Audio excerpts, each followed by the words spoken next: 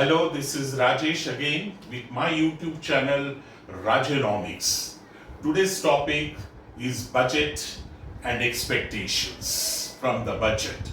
So 1st February is a very important day when the finance minister is going to present the budget. As usual, just before the budget is presented, there are debates, there are discussions on what will be there in the budget, what should not be there, the expectations of various sectors, the wish list given by various people. So this is what I will be focusing on in next 10 minutes or so. So at a time when the world economy is going through turmoil, at a time when central banks have tightened their monetary policy, the budget is going to be presented, and this budget is the last full budget before the NDA term ends the next May. Of course, the next 2024 budget will be vote on account. So this is going to be a very important budget. So what are the expectations? Let us first talk about the most important number, fiscal deficit, the most watched number whenever the budget is presented. So what is fiscal deficit? Without any jargon, just let me tell that fiscal deficit is total expenditure minus the total income. So what this will be very much watched. So the first and the foremost thing that is being talked about that may have an impact on fiscal deficit is, will this budget be a populist budget? That will there be freebies in the budget, given the fact that there are going to be 9 assembly elections, and in 2024 there is general elections. It is being debated that will this budget be a populist one or more realistic? Will the finance minister have lots of freebies, give lots of freebies, takeaways? In this context, of course, Prime Minister Shri Narendra Modi has made it clear that there will not be any revdies. That is, there will not be any freebies or giveaways. So, budget is likely to be realistic. However, is it possible, given the fact that there are 9 assembly elections and general election ahead in 2024, we will come to know on first.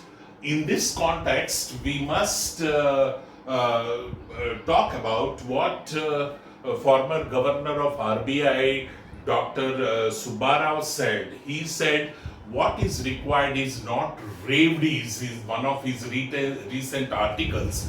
What is required is not revdies but naukris. That is, there has to be something in the budget that would create jobs for the people.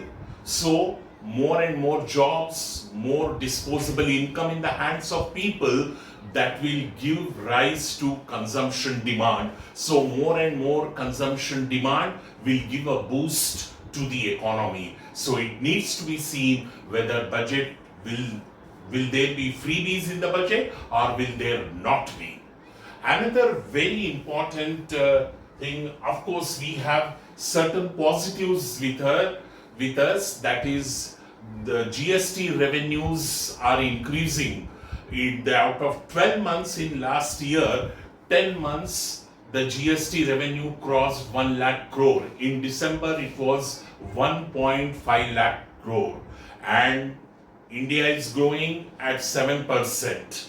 So this is considered as one of the best. India is considered as one of the best performers among the emerging economies. So these two are positives. So another expectation is what is going to happen to capital expenditure.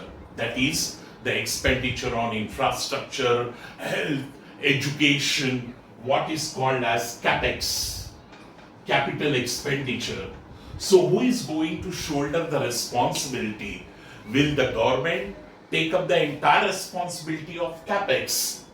or private sector will also shoulder the responsibility. If private sector is going to shoulder the responsibility of capital expenditure, then what are the measures that will be announced in budget that will encourage capital expenditure of the private sector? So private sector is encouraged to take up capital expenditure.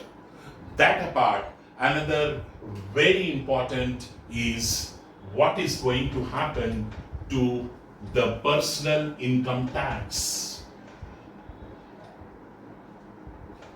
The salaried class is waiting very eagerly for this because the exemption limit of 2.5 lakhs, everyone wants to see that that exemption limit would be increased, tax slabs would be tweaked, because consumers, salaried earners are facing the inflation because of rising oil prices, and because the interest rates have been tightened.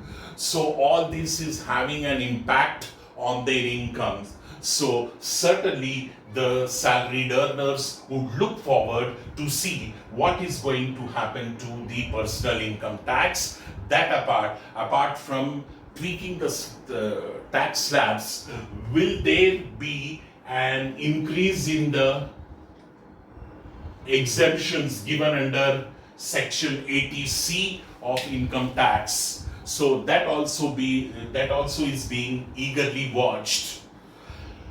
Then, how about the manufacturing sector? Services sector is growing, but it is just not enough for service sector to grow. So manufacturing sector, which has always lagged behind. So manufacturing sector is labor intensive, and it will give a boost to employment. So that's the reason why, what will be the measures for manufacturing sector? One of the recommendations given is the number of sectors to be increased under PLI scheme. So what is PLI scheme? Production linked incentive scheme. Production linked incentive scheme. 2 years back, this was introduced, under which about 14 sectors come under this scheme to give a boost to manufacturing under our Atmanirbhar program. So some of the sectors in this are white goods such as LED and ACs, and electronic goods, and pharma, textiles. So there is a recommendation that some other sectors such as toys also should be bought under the ambit of PLI scheme, because this is also labor intensive and it will give a boost to employment. So more and more employment, more consumption demand, as a result boost to the economy. Then how about, this is my own favorite, disinvestment. So what is disinvestment? When government offloads its stake.